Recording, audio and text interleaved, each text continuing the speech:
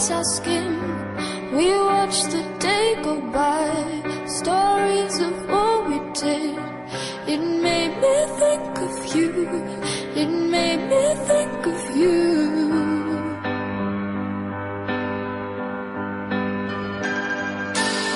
Under a trillion stars, we danced on top of cars, took pictures of the stage, so far from where we are. They made me think of you, they made me think of you.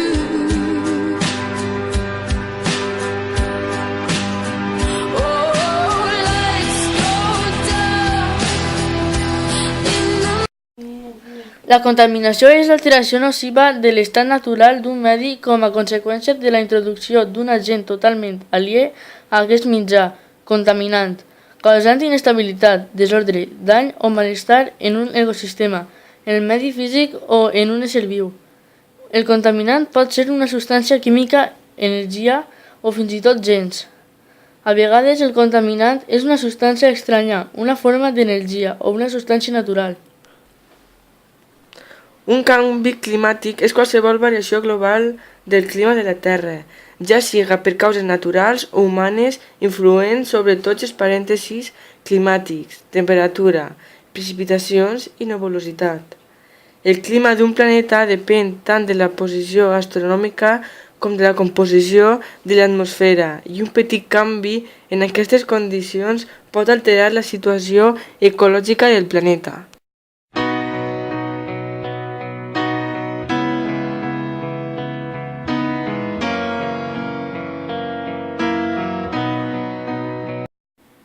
El protocol de Kyoto sobre el canvi climàtic és un protocol de la Convenció Marc de les Nacions Unides sobre el canvi climàtic i un acord internacional que té per objectiu reduir les emissions de 6 gasos d'efecte hivernacle que causen l'escalfament global, diòxid de carboni, gas metà i òxid nitrós, a més de 3 gasos industrials fluorats, HFC, PFC i SFC6, en un percentatge aproximat almenys d'un 5% dins del període que va de 2008 a 2012 en comparació de les emissions de 1990.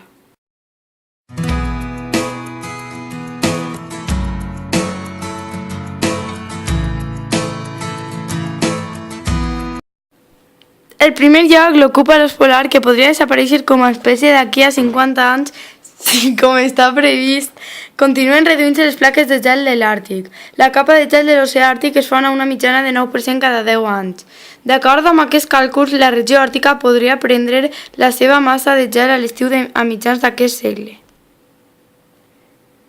El segon animal més amenaçat és el tigre de Bengala, que habita en manglers entre Bangladesh i l'Índia. El tigre de Bengala o indi és, després del tigre siberià, la segona espècie de tigre més gran del planeta.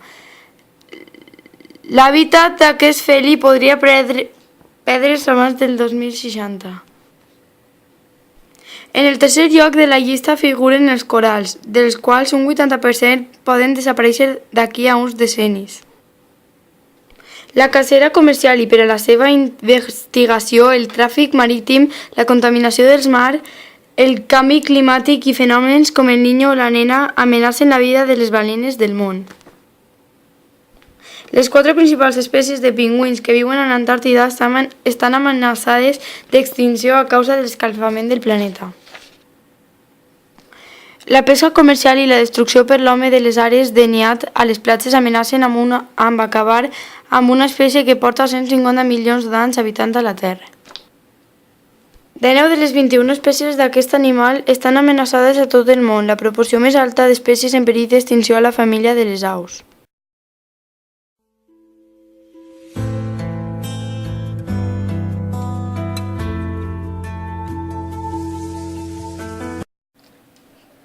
La causa principal de la disminució d'ozó en l'estratosfera baixant fins a nivells preocupants són els compostos anomenats de forma abreujada CFC, inventats prop de 1928 per casualitat, que se'ls van utilitzar al principi per refrigerar, però després el seu ús es va estendre a gairebé totes les branques de la indústria, com refrigeradors, congeladors, condicionadors d'aire, aerosols i plàstics expansibles, la indústria automotriu i la fabricació d'envasos, neteja i similars.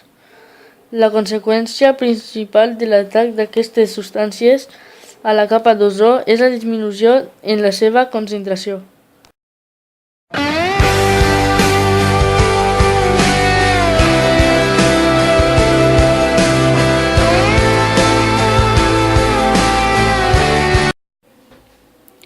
L'efecte hivernacle s'ha intensificat considerablement al llarg del segle XX a causa de dues causes fonamentals: l'alliberament de grans quantitats de diòxid de carboni a l'atmosfera com a conseqüència de la combustió dels derivats del petroli en la indústria, del gasoil de les calefaccions, de la gasolina o del gasoil dels automòbils i del carbó, la destrucció d'enormes superfícies de bosc a tot el món que, mitjançant la fotosíntesi, podrien haver consumit aquest excés de diòxid de carboni.